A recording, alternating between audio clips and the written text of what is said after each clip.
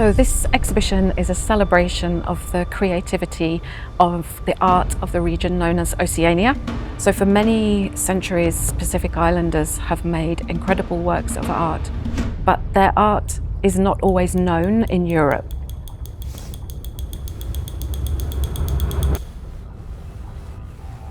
The Pacific Ocean is huge. It takes up almost a third of the Earth's surface. We wanted to include examples of amazing works of art from across the region so that audiences can have the opportunity to understand the unique nature of the art of these islands, but also the shared artistic and creative connections that bring together the region known as Oceania.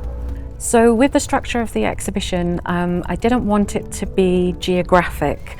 Many exhibitions about the Pacific take geography as their structure, but in this exhibition I wanted people to feel like they're really meeting and engaging with islanders from across the region through their art.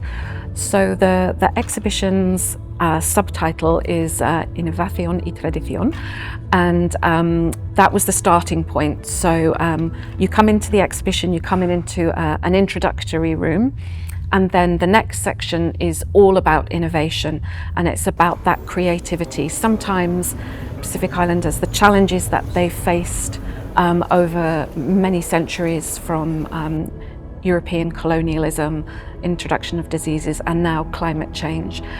There's a possibility for that to be a very negative narrative, and of course these are serious issues, but in this exhibition I wanted to really highlight that human beings, and Pacific Islanders in particular, are so creative in their responses to these challenges.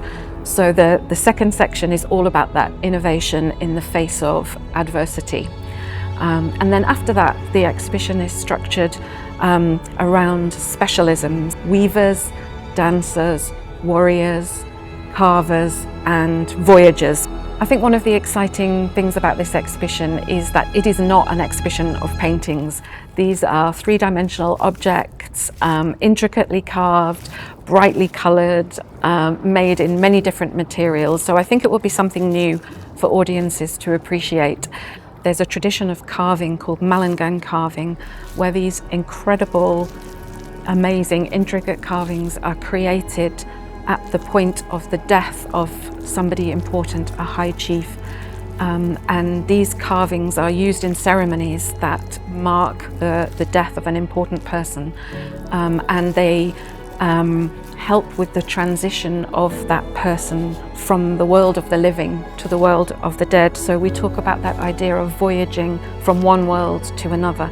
And their purpose, they were created, so much time spent to create them, but they are used just for that ceremony and then afterwards discarded in the forest. And I think that's also quite an interesting challenge for a European audience. We think of art as something precious that we hang on the wall and you leave it there.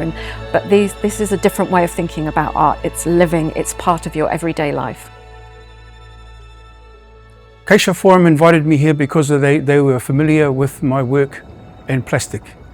And so they brought me here to perhaps be a living component of what's happening in the issues facing the Pacific and the world currently. And that is this discussion of climate change, of pollution, and the proliferation of plastic in the oceans. In the Pacific, objects are people. So it doesn't mean that an object represents a person. An object can be a person, it can be an ancestor. So when you first come into the exhibition, you're met with this whole display featuring 12 incredible carvings from across the Pacific region in whalebone, in stone, in wood. And what they all have in common is they all have a face and they're all looking at you. So immediately you feel as if you are meeting Pacific Islanders in that moment and they are ready to meet you. That you are looking at them and they are looking right back at you. They're here, they are present.